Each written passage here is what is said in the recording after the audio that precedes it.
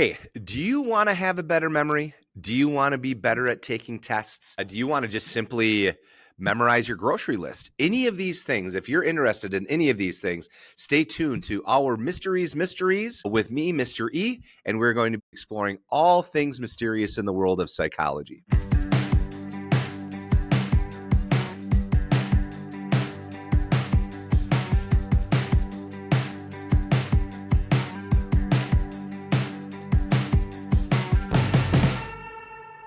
So, if you were with us for our last episode, we talked a little bit about memory and how we get things stored into the memory, how we retrieve things out of memory, and just frankly, how we can improve our memory, right? Something called elaborative rehearsal, where we get meaning that's connected to a lot of the things that we're memorizing. Today, what I wanted to do is I wanted to do a little bit of piece about how we become uh, better at remembering things and also becoming more aware of who we are and how we think. So there are two terms that we're going to be talking about today. One of them is called testing effect, and the second one is called metacognition. So we'll start off with testing effect. A testing effect is actually a way to test yourself to see how prepared you are in taking a test, being prepared for whatever it is that you are preparing for, a speech, whatever. And so a lot of students and a lot of people that are preparing to perform something, what you do with the things that you need to memorize is you become more and more familiar with them. And familiarity is good and bad.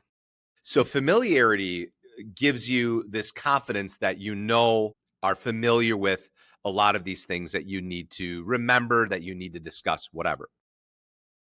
But familiarity can give you very much a false level of confidence. So my students, I talk up to them about studying, and we talk about this little piece. When I ask them if they don't do particularly well at a test, and I ask them, well, how did you study? And they say something like, I read through all my notes like 3 or 4 times. I even read the book.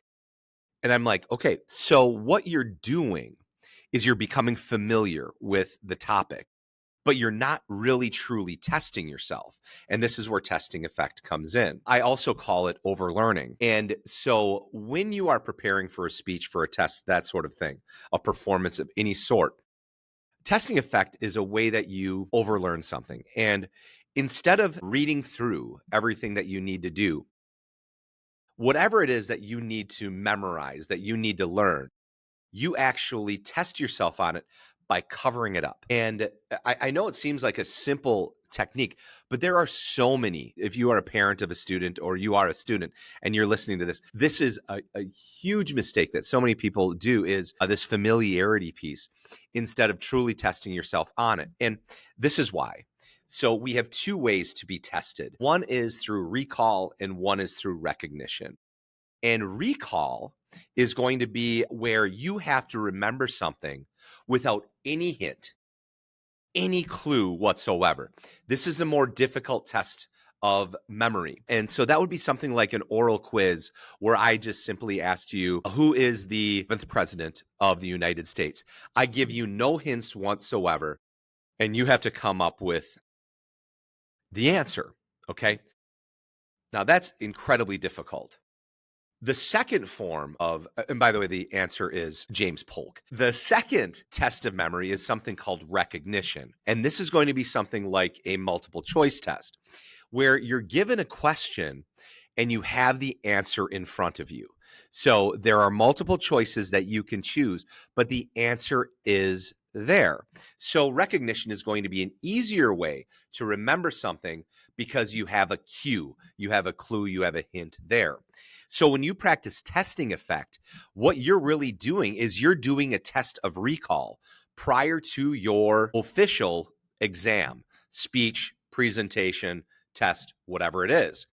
So when you do that, you overlearn it. So if you're given a multiple choice test and you've practiced this using recall for, leading up to the event, then you're going to be much, much better prepared for it. So always test yourself based off of recall prior to being challenged with a test of memory. Okay. The second piece is something called metacognition. This is not only related to memory per se, but it's also related to all sorts of mental processes, all sorts of ways that we think. Metacognition is us thinking about the way we think. So it's in essence, it's thinking about thinking. And my students asked me an incredibly great question the other day. And they asked, like, why are some people better at thinking about thinking than others? And I told them, well, it's both genetic and it's environmental. Genetic, obviously, it's being passed from generation to generation. But environmental is the more we give opportunities for our people to think about the way they think, the more cognizant, the more aware they become of their thinking. So when we are thinking about thinking, we're actually technically processing like how we're thinking, how our thinking can get in the way of us retrieving memories, how our thinking can get in the way of how we perceive things truthfully, and it can get in the way of even the simplest task, such as what grocery store we prefer. So when we start thinking about the way we think, let's say about a grocery store, we're going to start analyzing, why do I like that grocery store?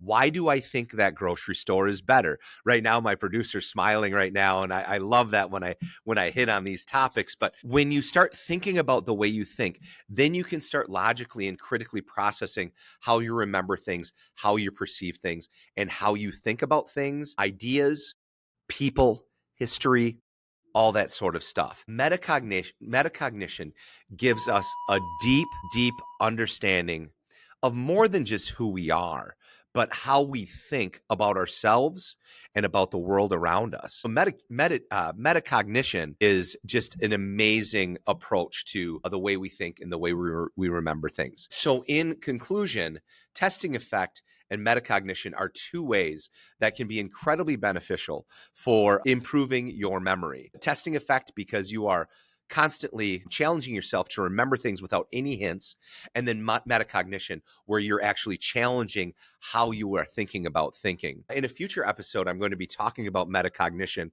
related to how we perceive things and how things like mood and our current state can impact our memory. So just a little tidbit on something that we're going to be doing in the near future.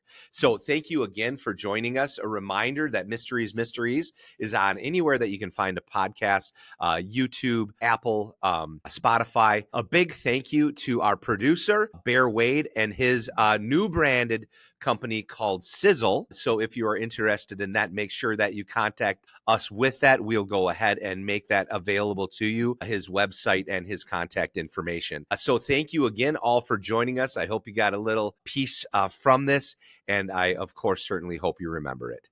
Okay, you guys have a great day.